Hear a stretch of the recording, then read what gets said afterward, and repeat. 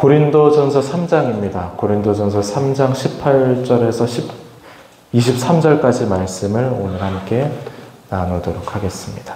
고린도전서 3장 18절에서 23절까지의 말씀입니다.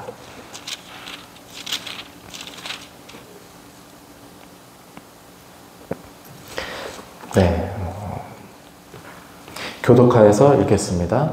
아무도 자신을 속이지 말라. 너희 중에 누구든지 이 세상에서 지혜 있는 줄로 생각하거든 어리석은 자가 되라.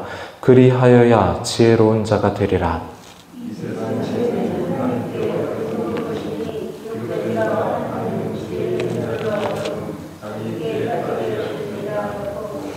또 주께서 지혜 있는 자들의 생각을 헛것으로 아신다 하셨느니라.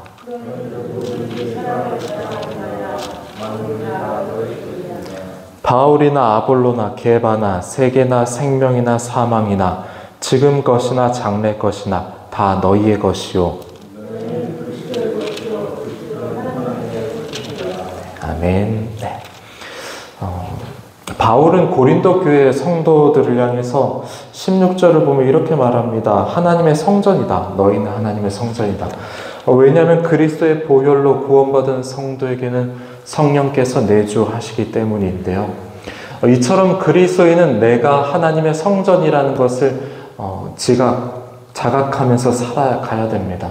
나는 세상 사람들과 다르다. 내 안에는 예수 그리스도께서 함께 하신다. 성령께서 함께 하신다는 것을 믿으면서 살아가야 돼요. 이것을 기억하지 못하는 그리스도인이 많이 있습니다. 그래서 세상 사람들처럼 똑같은 쾌락에 빠져듭니다. 세상 사람들이 추구하는 것과 똑같은 것들을 추구하면서 살아가게 됩니다. 이것은 비단 술이나 담배 또는 도박의 차원이 아니라 가치관 또는 생각 그런 것들을 말하죠. 세상이 똑같이 원하는 것들을 똑같이 원하고 세상이 추구하는 방법들 또는 계획들과 똑같은 것들을 추구하면서 살아갑니다. 내 몸과 내 생각과 내 마음을 그냥 세상 사람들과 똑같이 그냥 살아가는 데 내어 버려두는 거예요. 그리스도인은 그렇게 살아가서는 안 됩니다. 세상 사람들과 구별되어서 살아가야 돼요.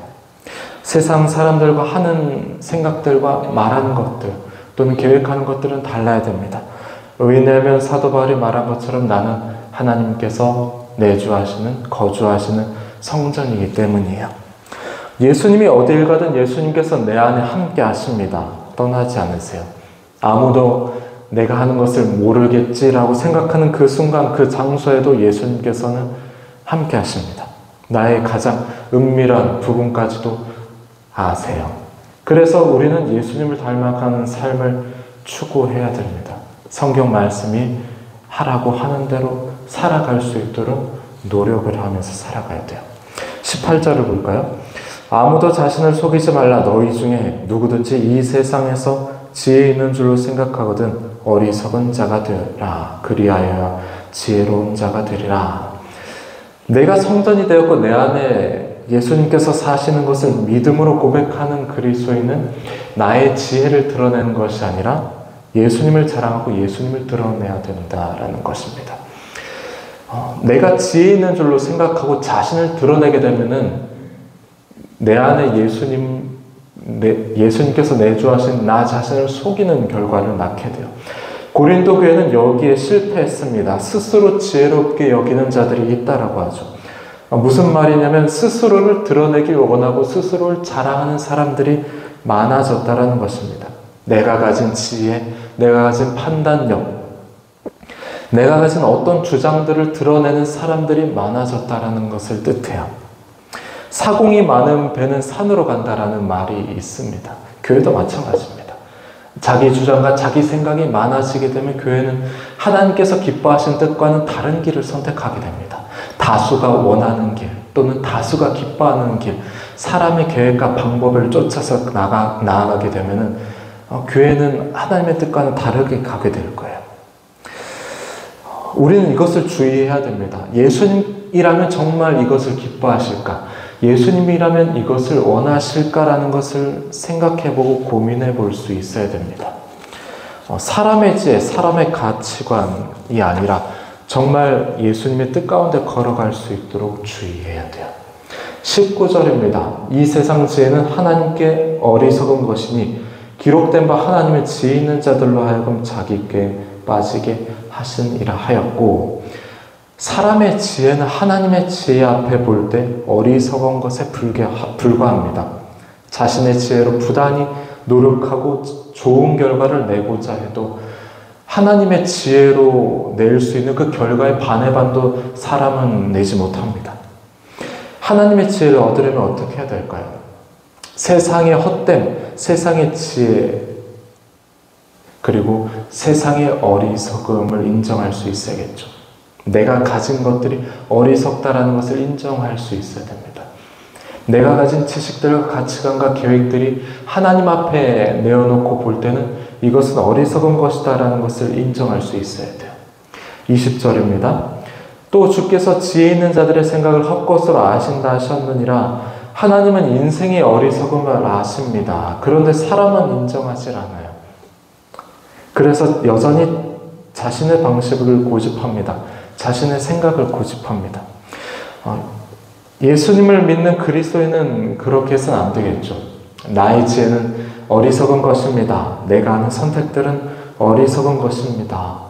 주님의 지혜 앞에 볼 때 나의 생각과 판단이 어리석은 것임을 고백하고 주님 앞에 모든 것을 내어드릴 때 하나님의 지혜를 우리는 누릴 수가 있습니다.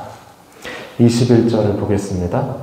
그런즉 누구든지 사람을 자랑하지 말라. 만물이 다 너희 것임이라. 바울은 고린도 교회에 더 이상 사람을 자랑하지 말라, 인생을 자랑하지 말라라고 말합니다. 그것은 그리스도의 십자가 외 다른 인간적인 것들을 자랑하지 말라라는 것과도 같습니다. 바울은 앞에서도 그랬고 여기서도 마찬가지로 복음의 본질인 예수 그리스도의 십자가에 집중하라고 당부하고 있어요. 22절에서 23절입니다. 바울이나 아볼로나 게바나 세계나 생명이나 사망이나 지금 것이나 장래 것이나 다 너희 것이요 너희는 그리스도의 것이요 그리스도는 하나님의 것이니라.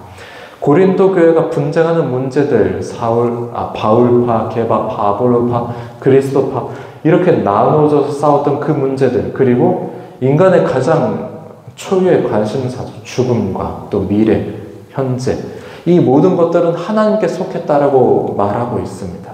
그리고 그것들은 그리스도 예수 안에 부르심을 받은 우리의 모두의 것이다라고 말합니다. 주님 안에 내가 거할 때, 주님의 뜻 가운데 내가 살아갈 때, 내가 죽고 내 안에 그리스도께서 사실 때, 그리스도께서 살아서 내 삶을 주장하실 때, 그렇게 할 때 수많은 분쟁과 사건들, 삶의 굴곡들, 그리고 죽음과 현재와 미래와 이 모든 것들은 나의 지혜로 해결하고 뛰어넘어야 될 문제가 아니게 됩니다. 하나님의 지혜로 뛰어넘게 하신다라는 말입니다. 나의 노력으로 안 되는 것들을 하나님께서는 되게 하십니다.